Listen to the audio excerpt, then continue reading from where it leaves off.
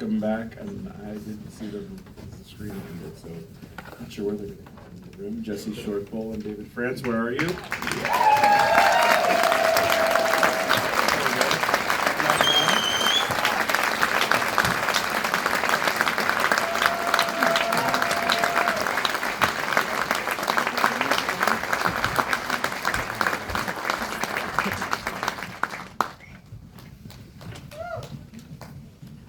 Congratulations.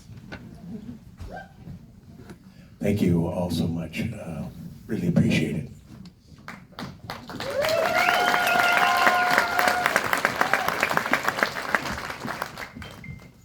We'd just like to invite some people down to stand with us on behalf of this special premiere. We'd like to call down two of our presenting partners from San Manuel, Audrey Martinez and Jessica Stops, who is the Vice President of the San Manuel Tribal Brand of Marketing and Strategy. Please come join us. We would like to ask Nick and Holly, Nick Tilson and Holly, please come down.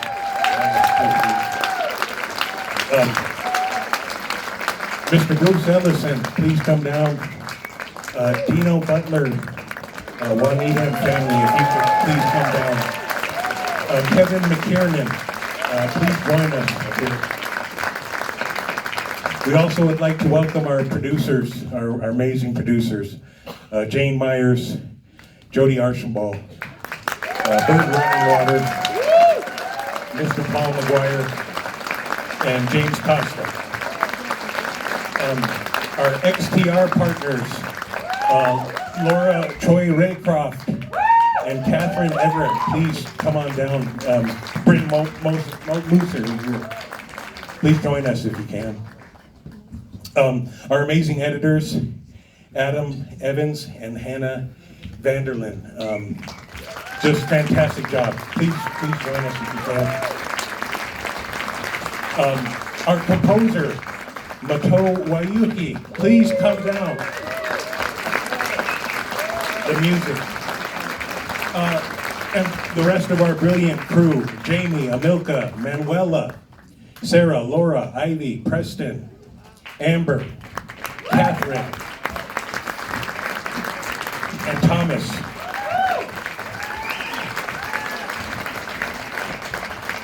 And finally, the Indian Collective team who helped spearhead this campaign. Please come on down, you guys.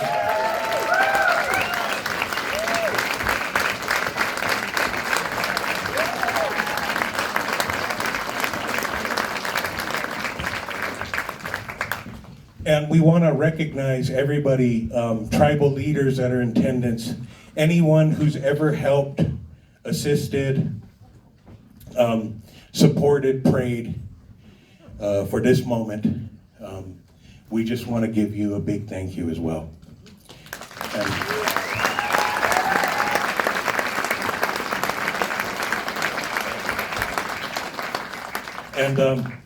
And the tribal leaders that are in the audience, we also like to thank you as well and acknowledge you.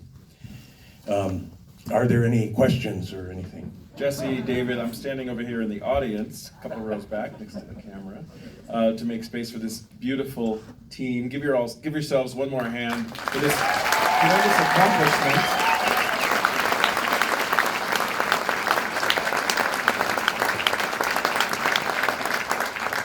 Jesse, David, if anyone ever doubted that it takes a village and it takes so many amazing folks to put together and to bring a film like this to the big screen, that doubt should be erased right now. You look at this incredible team. So Jesse and David, I'm going to ask a couple questions, and then I'm right here in the audience, so we'll take some from this audience as well.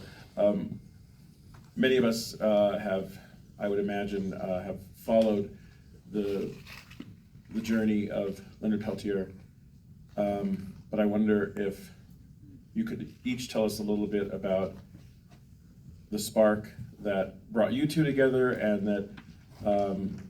that led to the beginning of this film and getting getting it ready so that we can see it here today.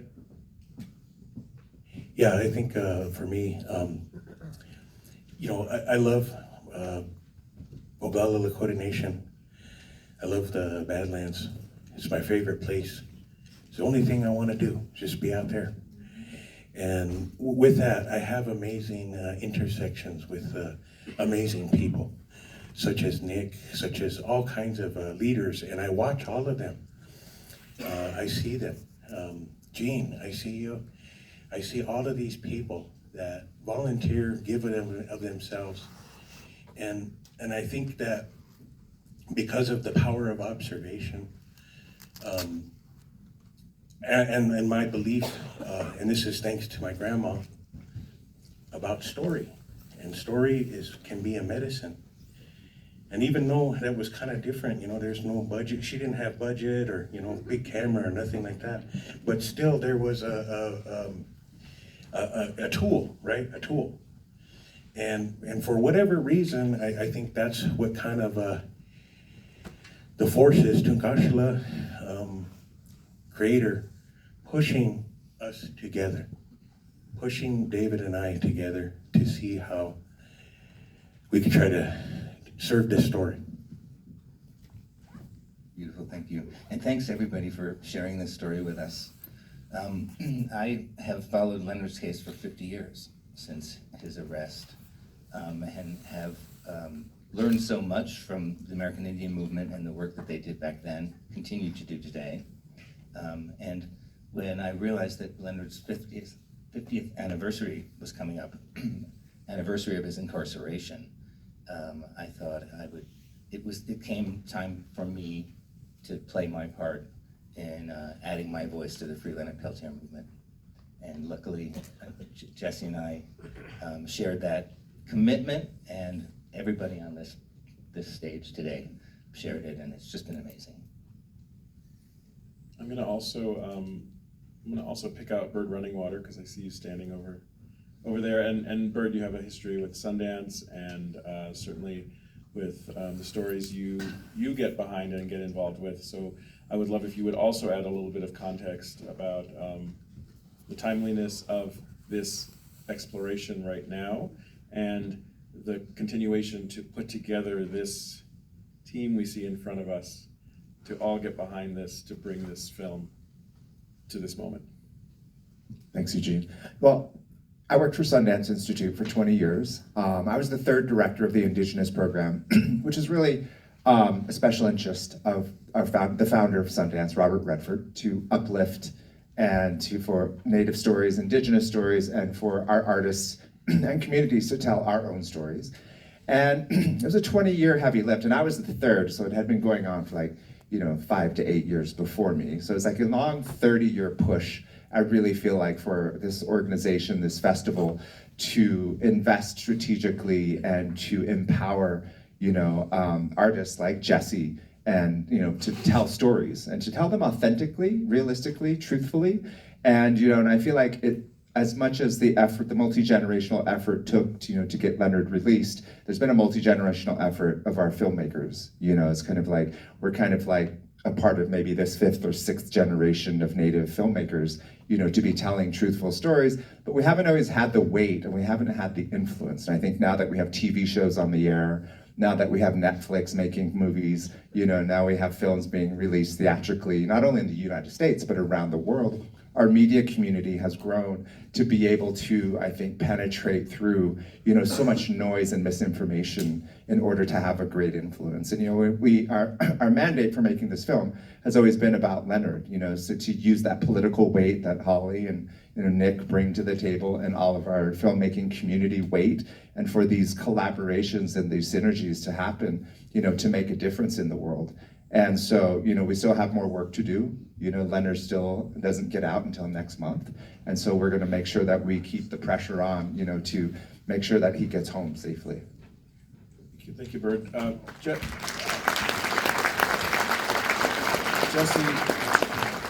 Jesse and David, one more question from me, and then we're gonna open it up to this terrific audience. As we anticipate this next month, when Leonard Peltier will be released, what do you hope the impact of this film will be and can be as this film goes out into the world now, as Leonard enters this next stage of his own life and of the and given the awareness and the connection that so many will maybe find through this story, folks that may not necessarily have known it, but will learn more through the viewing of your film as it also goes out into the next stage of its own life. Yeah, thank you. And I'm actually going to turn that one to my Tahashi over here and let him explain some of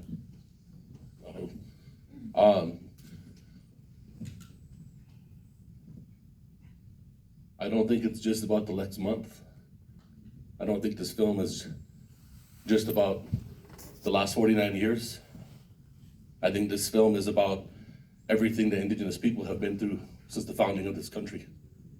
And every single one of Leonard's struggles and from the boarding schools that he survived, all the way to his prosecution, all the way to his incarceration. That's how this country has always treated Indigenous people. And now we have a huge opportunity because we have not had that many victories as Indian people. But we have one now. We have one now.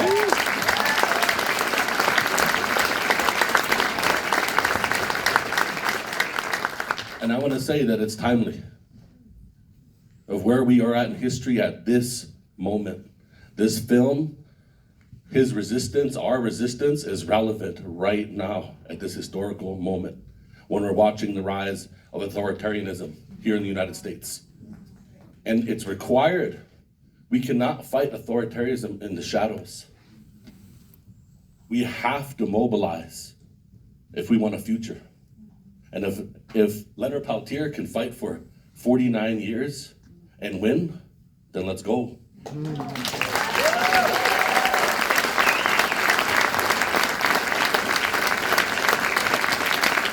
right, thank you. And I'd like to just real quick, I mentioned a name a little bit ago, and that was Gene. And I want to clarify something.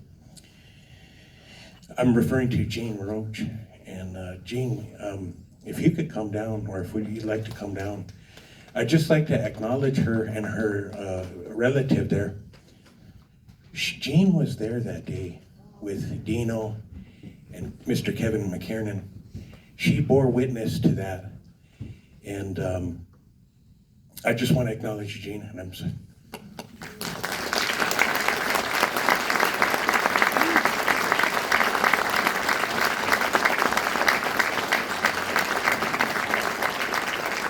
All right, Jesse and David, we'd love to take a couple questions, but if Jean also would like to say a couple words, so we'll make space for that too. Sure.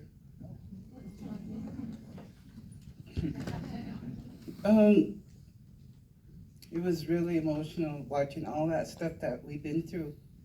I'm really want to thank everybody. It wasn't just a few of us, but worldwide we've had support, and it's really I can't believe it till I see him come out. So thank you for everything.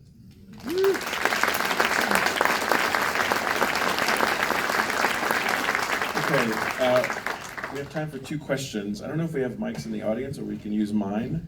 Let's see, just raise your hand if you have a question. We have time for 2 questions. 1 second, sorry, hold on, let me just, I had someone back here. Come back. Sorry, I did see a hand over here and now I just lost you. It was way back, sorry. Let me get back up there, sorry for the run. This is like the Phil Donahue moment, pardon me. Some of you don't know who that is, that's okay. Way back. Okay, if you don't mind passing the mic. Absolutely fantastic job. This is amazing, very moving. And I know you are still fighting a battle that is now seems like it's we're in a new phase where you have this administration dismantling or changing the FBI, and we're going to see these changes happening. But at the same time, this goes to a long fight.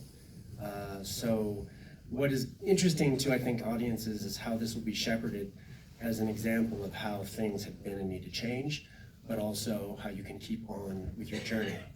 And so just speaking to that, what the next steps may be for you as filmmakers.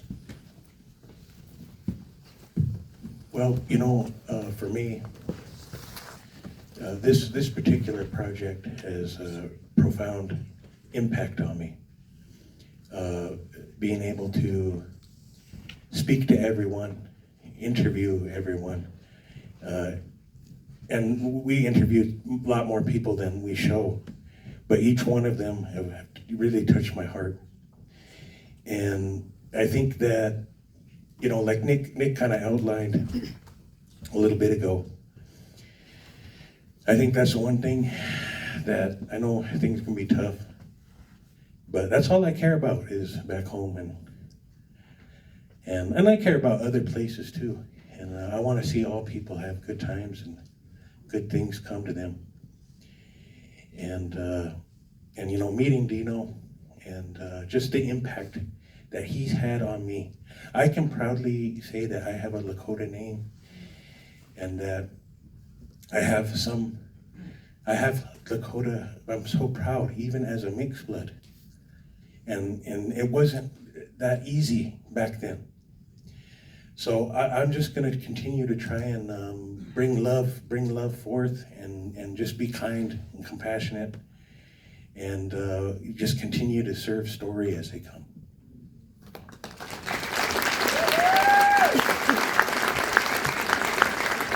What we're hoping with this film is that it goes out into the world, that it shakes up the narrative that people think they have around that time, around the American Indian movement, any sort of positive narrative about the FBI's involvement in civic life, not just on reservations, but especially on reservations. And we need your help to do that. So please tell everybody about it. Put it all over your social media. Help us raise this film up into the heavens, where it will remain forever and ever. And I talked to Leonard last Sunday. I haven't spoken to him since he got his clemency. And he talked to me only about the further stories he wants revealed and the further investigations he wants into this period. And this clemency that he got is not the reckoning that he's demanded and that is due. And so there's still that to fight for.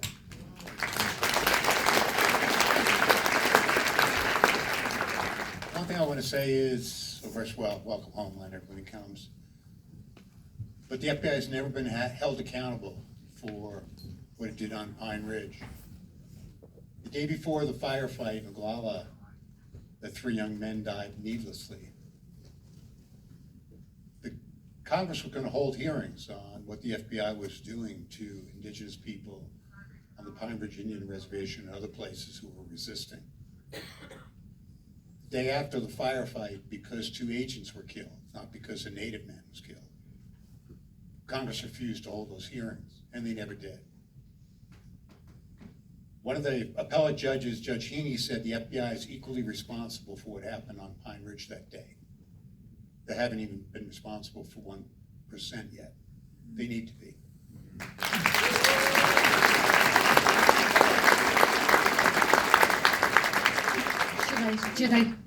A quick question here. Powerful, unanticipated, and somewhat happy ending. I commend you. My question simply is, do you have a further background on how Biden broke with past precedents and issued this reprieve for Leonard? Thank you. Yes, this was an extraordinary process of advocacy. You know, Nick and I sat down, and years ago, 2 or 3 years ago, we mapped out kind of a very big picture. And then as time went on, we went through compassionate release. We went through the heartbreaking denial of parole in June. And then we began to focus on clemency, and that power map became very different. And it all started with the support of Secretary Deb Haaland.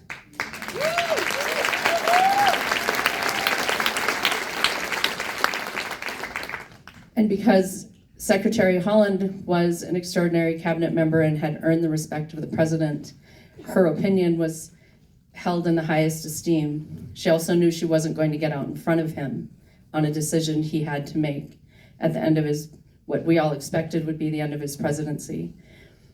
But we also knew that she needed support.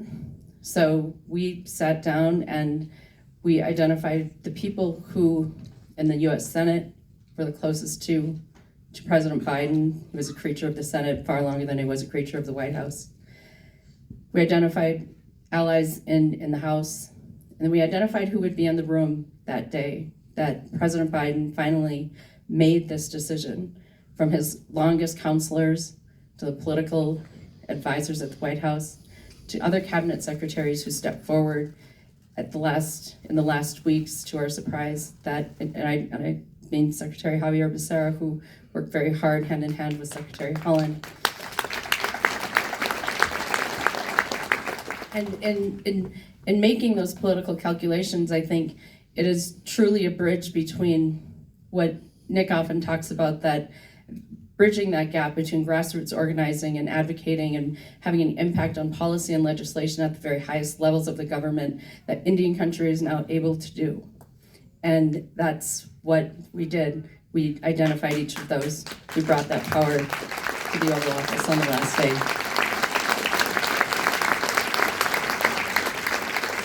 Just something I want to add to that real quickly. One of the big things that helped change the conditions for these decisions was the work around the boarding schools. That was led by Secretary Deb Howland. That was led by the National Native American Boarding School Healing Coalition. Because that report that uncovered what the United States government did to Indian people humanized Indian people even more to the president. And when the president found out that Leonard Peltier was in fact a boarding school survivor, it was part of that factor. And then if you have the Secretary Deb Haaland in the room along with tribal leaders like Mark McCarrow and others calling for this, it created this moment, and it created this absolute powerful moment. And so I want to acknowledge the struggle and the pain of the boarding school survivors and those who didn't make it, because without them telling their stories and without that work, I don't believe Leonard Peltier would be free today. Jesse, David, thank you very much. We're out of time. Beautiful work. Thank you for sharing it with us here at Sundance. Congratulations. Thank you very much.